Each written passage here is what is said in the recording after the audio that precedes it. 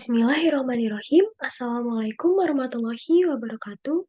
Perkenalkan nama saya Tria Andani dengan NPM 10060219028 dari program Studi Matematika Fakultas Matematika dan Ilmu Pengetahuan Alam Universitas Islam Bandung.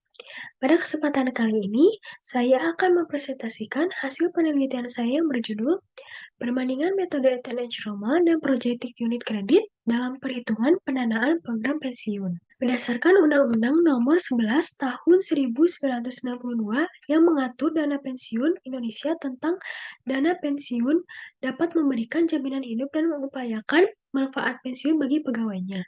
Terdapat dua program dana pensiun, yaitu pensiun manfaat pasti dan pensiun iuran pasti. Pada perhitungan program dana pensiun menggunakan metode perhitungan aktuaria yang dimana sangat berperan dalam menentukan besaran iuran normal dan kewajiban aktuaria pada pendanaan program pensiun. Salah satu pada penelitian ini akan menggunakan metode ETH Roma dan Projected Unit Credit. Penelitian ini dilakukan untuk memprediksi dana yang akan dialokasikan oleh perusahaan dalam membayar pensiun kepada pegawainya.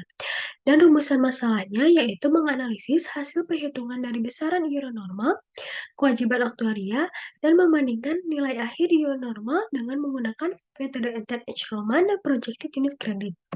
Untuk metodologi penelitian, yaitu penelitian ini menggunakan data gaji pokok pegawai negeri sipil di Indonesia sesuai dengan Undang-Undang Nomor 15 Tahun 2019. Perhitungan dilakukan kepada peserta dengan asumsi masuk peserta pensiun ketika lulus setara S1 pada golongan 3A, yang masing-masing akan diterima peserta saat usia 58 tahun dan usia perhitungannya yaitu 30 tahun. Asumsi aktuarianya itu tingkat suku bunganya yang diasumsikan 5% berdasarkan BI rate, menggunakan gaji pokok terakhir PNS, golongan 3A, proporsi gaji sebesar 2,5%, dan menyusun tabel mortalitas tahun 2011 khusus perempuan.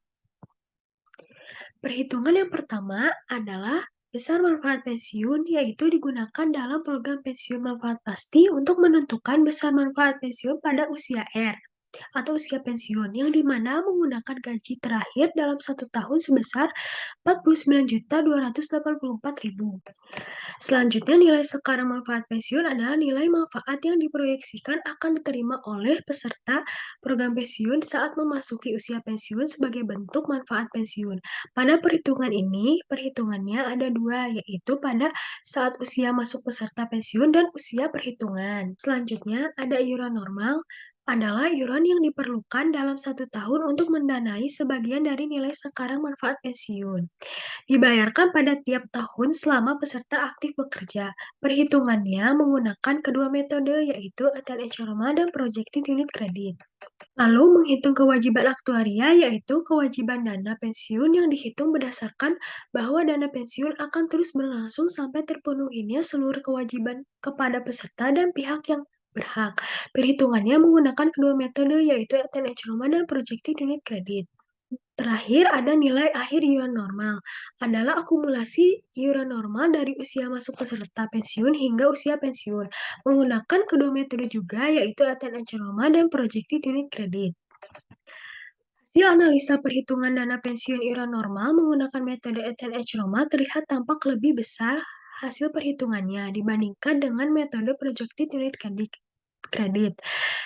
Dan dari kedua metode tersebut, besar iuran normal untuk masa kerja yang lebih lama akan mempengaruhi iuran normal yang semakin kecil.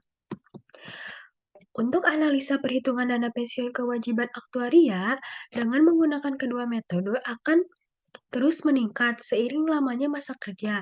Dan untuk metode ETH normal lebih unggul dibandingkan dengan metode Projected Unit Credit.